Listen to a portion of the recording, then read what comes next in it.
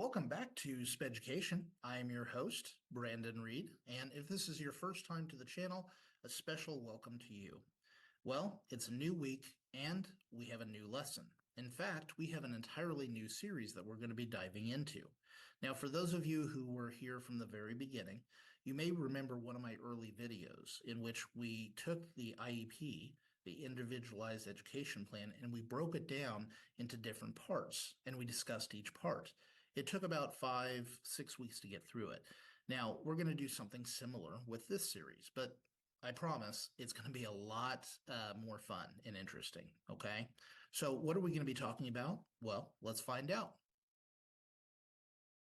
Today's lesson, what is it like to have a learning disability? Part 1, frustration, anxiety, and tension.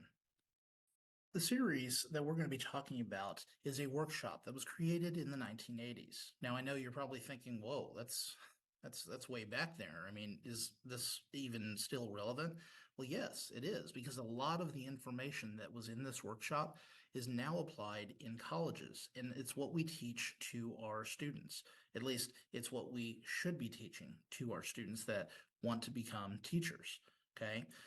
The workshop was created by an individual by the name of Richard D. Lavoie, and it's called FAT City. Now, what does that stand for? Well, if you know anything about special education, we're all about acronyms.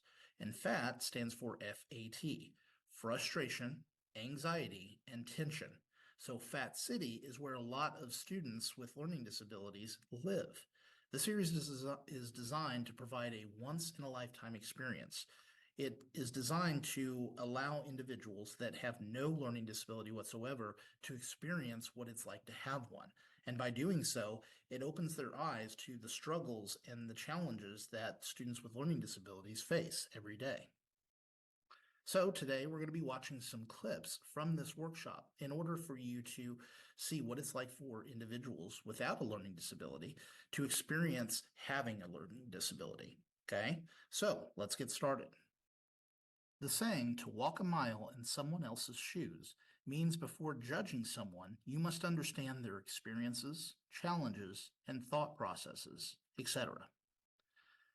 For these individuals in this video that we're about to see, they're going to see what it's like to be learning disabled. And the teacher is the creator of the FAT City workshop, Richard D. Lavoie. He will represent the bias that many students with learning disabilities feel. Let's take a look at our first clip. What color is the booklet, Carol? Blue. What's it say in the front of the booklet, Kit? FAT City. What's it stand for, Carolyn? What does it stand for, Carolyn? I don't know. What does it? It says at the bottom of the book. What's it stand for, Marie? Frustration, anxiety, and tension. Frustration, anxiety, and tension. What kind of animal's top of the page, Kara? Bird. Turn to the next page. What color's the first page, Jane? Blue. What does it say in the first page, Carol? The first page, Carol. Earth to Carol. Come in, please. The first page. Earth to Carol. So have you ever had a teacher respond to you like this? I have. When I was in elementary school, I had a teacher that was exactly like this.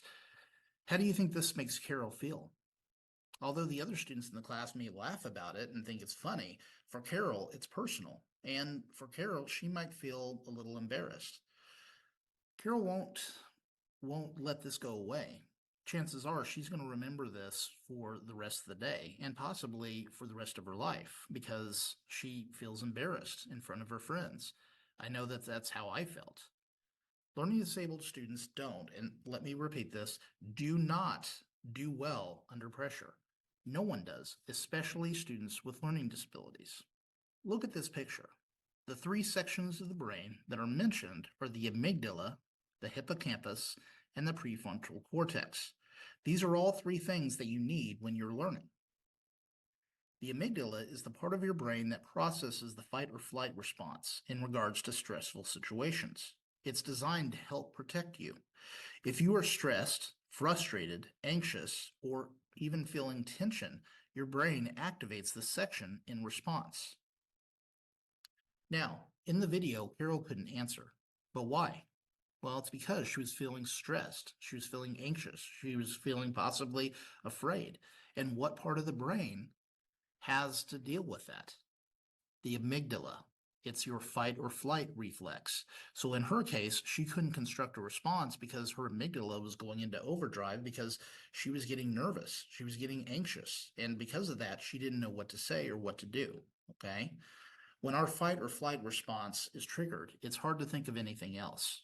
Now, here's another question. How do you think Carol is feeling? Well, if you said that she's feeling embarrassed, you'd be correct. Okay. I asked this question a little bit earlier.